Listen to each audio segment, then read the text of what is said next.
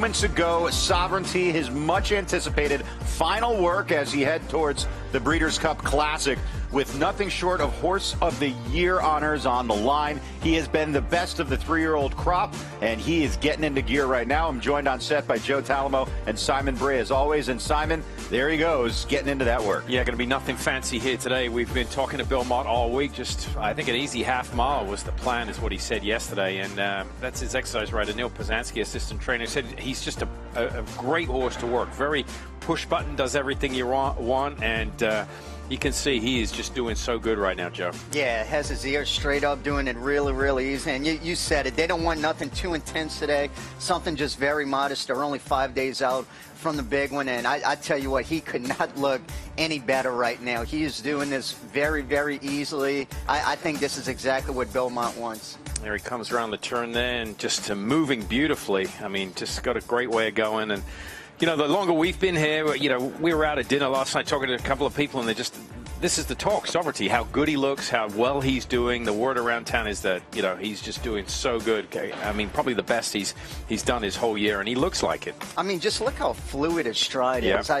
He cannot be hitting the ground any better, doing this very, very easily.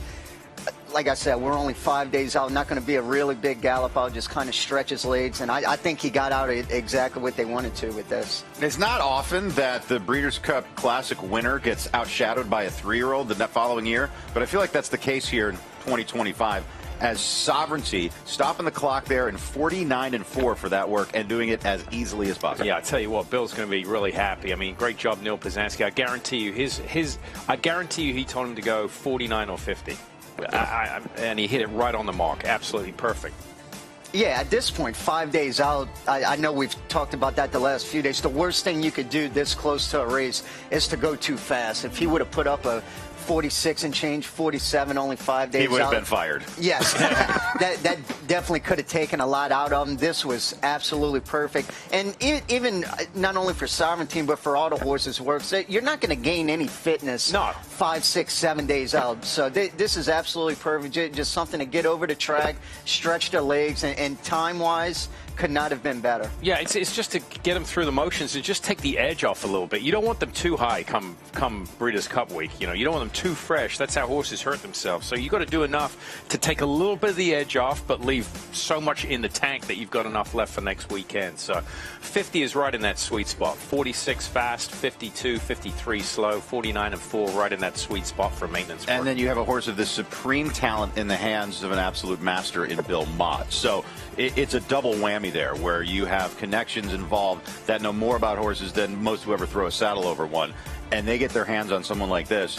And that's why we've seen him every race get faster than the race before. The works have been perfect. Everything leading up to the Classic, everything this entire campaign has been meticulously well done. I mean, look at him, Simon, right after the work. I know he didn't go fast, but still, it doesn't even look like he worked at all. It looked like he went out for a jog, and honestly. Look at his mental disposition walking back. What gets me is his trunk in the middle of him. He's just so thick. I mean, that is literally like a barrel in the middle there. I mean, he doesn't tuck up. He doesn't draw up to the back end of his stifles there and look light. I mean, he's just an absolute beast. And I know we touched